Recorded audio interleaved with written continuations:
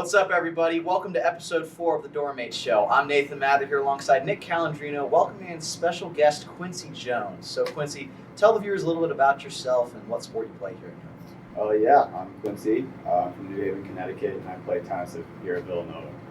Yeah, so we're going to talk about your family ties later, but what made you ultimately choose tennis to pursue for college? I think, obviously, I played basketball and tennis my whole life, up until high school, and then COVID happened, so there was not really any leagues for me to play basketball in, and I also didn't grow as much as I thought I would, so I think tennis was always an option. I moved to Florida in high school, so I was a little bit better at tennis, so I think that I just, decided to do that. Yeah, one big thing recently, it's like a hot topic of discussion, Spotify Wrapped. Do you have Spotify? I do.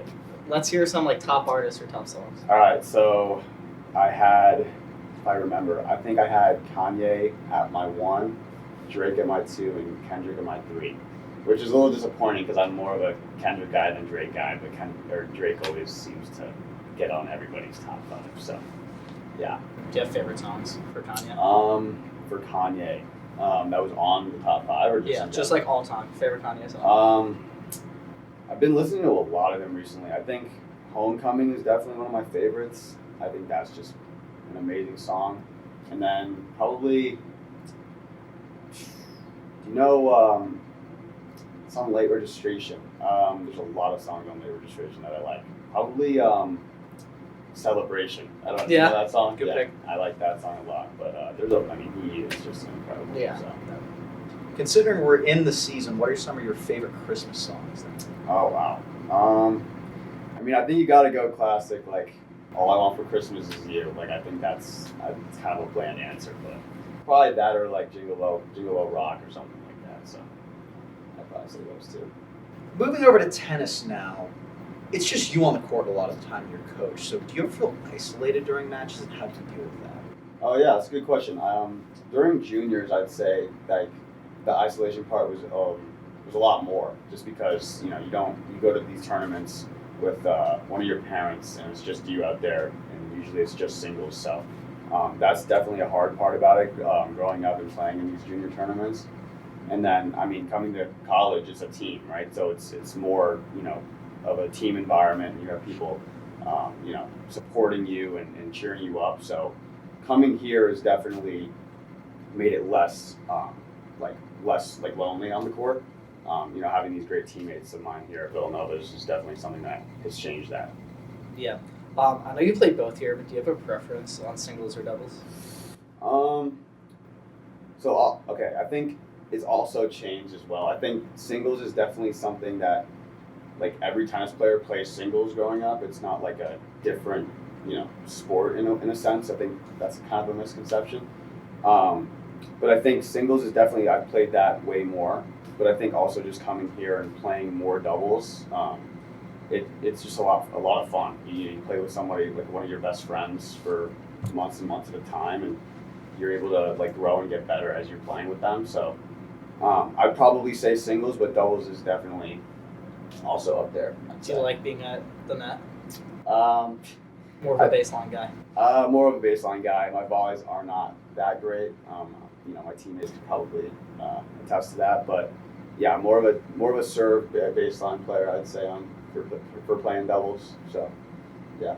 Yeah. So I know you're repping the Yale hat and the March Madness sweatshirt. How was it growing up to have your dad be such a successful coach at Yale? Yeah. Well, I think for the majority of my life, and even now, he's my dad, so it's not really that crazy to me. I think being around him more, I took a gap year, so I was around the team a lot, and kind of understanding that he actually is a role model to a lot of people is definitely crazy to see. I don't really, expose that my dad's a basketball coach very often, so when people find out, it's like this crazy thing, but to me it's just he's just another guy to but yeah, no, it was definitely pretty cool, going to a lot of games and growing up around a whole bunch of different athletes. And kind of just seeing the scenery of like Division I athletes, my whole life is definitely kind of incredible. So, What was your favorite game you watched from the bench? So there's two back-to-back games that I have in mind that you guys could probably already know the answer, but I'd say when they played Brown in I think 2024, it was their championship game going into the tournament. That was the game to determine who goes. And they were down like 6 with 30 seconds left, and like I was just like lost of hope. Like this is just not gonna happen. And to Brown, losing to Brown would have been like tragic. But no, I think that it was a game winner, and we all like rushed the court after, and that was just like one of the craziest experiences. Just seeing how like hard everyone worked and like how happy my dad and his staff was. Like that was incredible. And I think the next game when they played Auburn was also just like an incredible. Like Auburn is, they won the SEC that year, and they were projected to win the tournament. I heard you saying before that they screwed your bracket Destroyed up. my bracket. They destroyed it. But yeah, that was definitely like just like a surreal moment. Just like, I didn't have much hope in that game, but seeing them pull through was just like insane from the sideline. It was an amazing run, really. It was just something fun to watch from the outside. My bracket didn't love it, but just a fan of college basketball. It was a really fun run. Yeah. I want to switch now to another fun topic or subject. We're gonna play a little game, a bit of would you rather. Who would you Okay. rather play singles against? So we're gonna start Francis Tiafoe or Ben Shelton. Against, I'd probably say Tiafoe because of like the serve, Sheldon serve. I don't think I'd be able to get a return. So Would you go Tiafoe or Nick Kyrgios? probably Tiafoe just because again, Kyrgios' serve is just like 140. Like I don't think I can return that either. How about Yannick Sinner? Just for the love of the game, I think Sinner, like I think he's one of my favorite players like right now. So I'd probably say playing against him would be pretty special. A matchup between the top two players in the game, Carlos Alcaraz or Yannick Sinner? That's a tough one. Wow. I don't know. I maybe Sinner still. I think maybe Sinner still. Sinner or Medvedev? I think Sinner still. Sinner. Okay, we're going to close out with a bit of classic players. You go Sinner or Rafa Nadal? Oh wow. You gotta go Rafa there, right? I mean, classic. Are you Legend. playing on clay against Rafa? Oh no, I wouldn't be doing that.